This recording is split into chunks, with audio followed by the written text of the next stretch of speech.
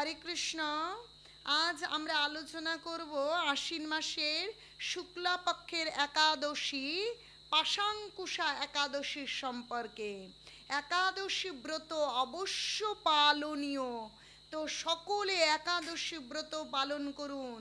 এই একাদশী দুর্গা পুজো সমাপ্তি যেদিন বিজয় দশমী তার পরের দিন ৩রা অক্টোবর শুক্রবার সারা বিশ্বে এই এই দিনেই এই এই একটা দিনেই সারা বিশ্বে একাদশী পালিত হবে, একদিনেই। এবং পারণ তার পরের দিন ৫টা ২৯ থেকে ৬টা ২৬। আবাল বৃদ্ধ বনিতা সকলে যে যেখানে আছেন সকলে একাদশী ব্রত পালন করুন।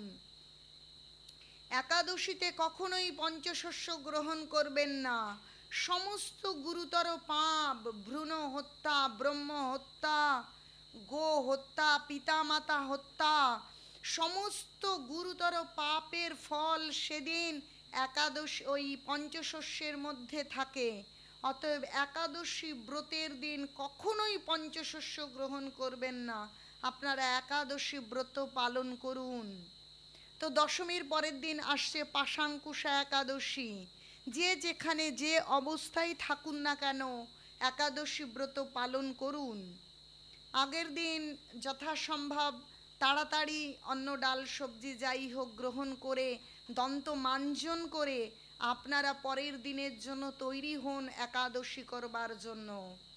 একাদশীর দিন ব্রহ্ম মুহূর্তে আগেই ঘুম থেকে উঠে স্নান আদি সেরে ভগবানের কাছে প্রার্থনা করুন সারা দিন যাতে নিরাহারে থেকে সুন্দর করে একাদশী ব্রত পালন করতে পারেন।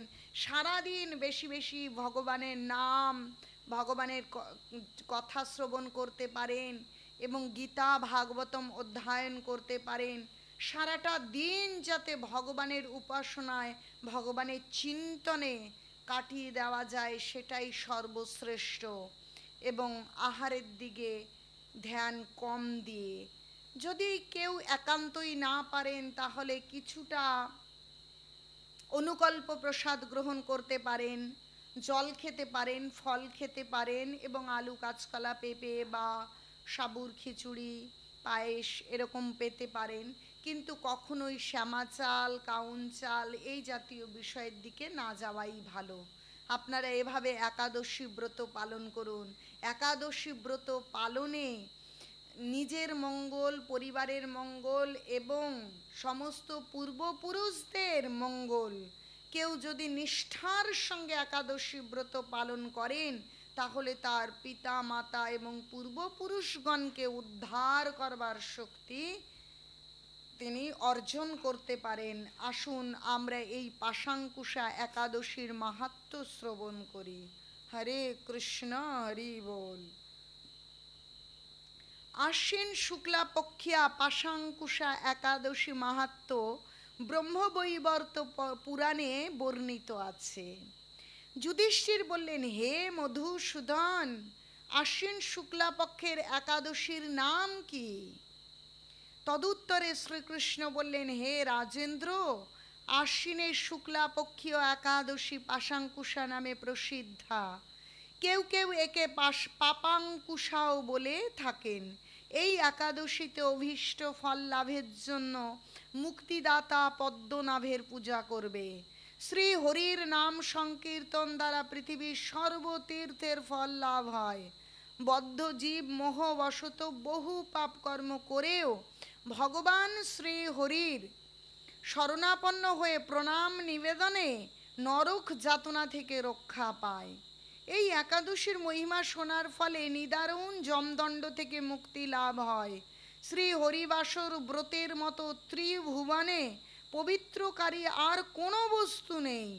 হাজার হাজার অশ্বমেধ যজ্ঞ এবং শত শত রাজসূয় যজ্ঞ এই ব্রতের শতভাগের এক অংশের সমান হয় না।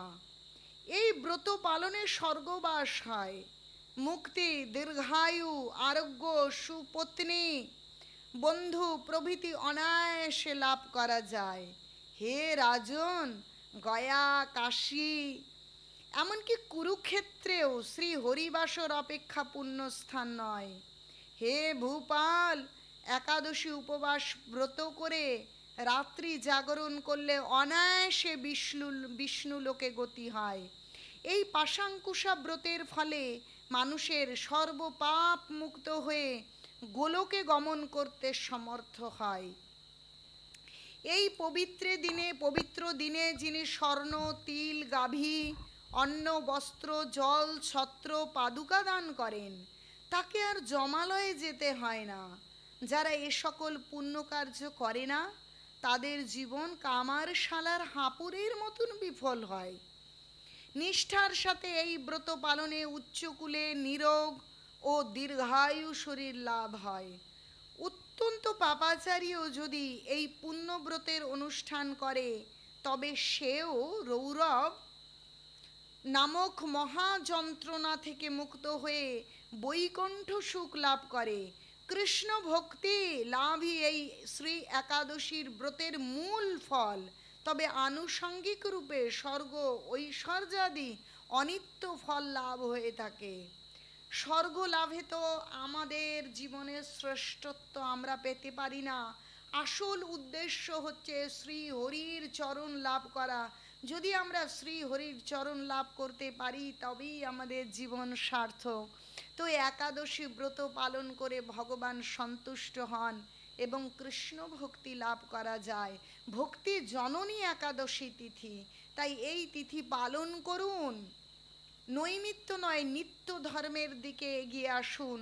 যে বছরে একদিন কোনো পুজো করলাম, সেটা ধর্ম নয়, নিত্য ধর্ম। যে প্রত্যেক দিন প্রতিটা মুহূর্ত ভগবানকে স্মরণ করা, ভগবান কেন্দ্রিক জীবন গড়ে তোলা, এইভাবে সত্য ধর্মকে পালন করতে হবে। আর সেই প্রকৃত ধর্ম, প্রকৃত ভক্তির জননী একাদশী তিথি। তাই আপনারা নিষ্ঠার সঙ্গে একাদশী তিথি পালন করুন আর ভগবানের ভক্তি লাভ করুন। ভক্তি লাভ করলেই জীবন সার্থক। ভক্তিহীনা জীবনের কোনো মূল্য নেই, পশু পাখির সমতুল্য। আর এই একাদশী ব্রতের পরেই আসছে কার্তিক মাস। কার্তিক মাস এমন নয় যে কার্তিক মাসের 1 তারিখ থেকে শেষ দিন পর্যন্ত কার্তিক ব্রত বা দামোদর ব্রত। আসলে এই আশ্বিনের একাদশীর পরে যে পূর্ণিমা আসছে, সেই পূর্ণিমা থেকেই এবং কার্তিক মাসের পূর্ণিমা পর্যন্ত দামোদর ব্রত চলবে।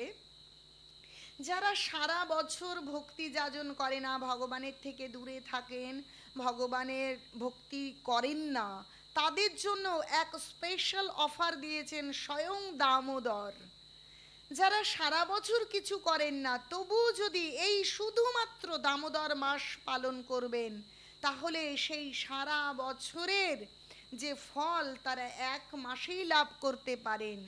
যেমনটা এমন হয় না, বিক্রেতা একটা সময় একটা মাসে সেল প্রদান করেন যে একটা কিনলেই আরেকটা ফ্রি। সেই রকম কৃপার সাগর অনাদির আদি গোবিন্দ দামোদর, রাধা দামোদর আমাদেরকে কৃপা করে এই দামোদর মাস উপহার দিয়েছেন। আমরা যদি দামোদর মাস পালন করি আর ভগবানকে প্রদীপ নিবেদন করি, তাহলে আমরা অনেক বেশি ভগবানের কৃপা লাভ করতে পারবো। তাই আপনারা সকলে মানসিক প্রস্তুতি নিয়ে আসুন যে অন্তত এই দামোদর মাস পালন করব। এই দামোদর মাসে অন্তত ভগবানের প্রসাদ পাব এবং সন্ধ্যায় প্রত্যেক দিন ভগবান দামোদরকে প্রদীপ দেখাবো। দেখুন, রাধারানীর শ্রেষ্ঠ ব্রত এটা ঊর্জা ব্রত। এই ব্রত পালন করলে রাধারানী সন্তুষ্ট হবে, আর রাধারানী সন্তুষ্ট হলে সেই কৃষ্ণ সন্তুষ্ট হবেন এবং কৃষ্ণ প্রেম ও ভক্তি লাভ হবে সকলের। তো এই দামোদর ব্রত সম্পর্কে আমরা বিস্তারিত আলোচনা করব আগামী ভিডিওতে। তো আপনারা একটা মানসিক প্রস্তুতি গ্রহণ করুন দামোদর ব্রত উদযাপন করবার জন্য। একাদশী ব্রত পালন করুন, সকলে সুস্থ থাকুন, কৃষ্ণ ভাবনাময় জীবন অনুভব করে আনন্দে থাকুন। হরে কৃষ্ণ হরি বল, নিতাই গৌর প্রেমানন্দে, হরি হরি বল।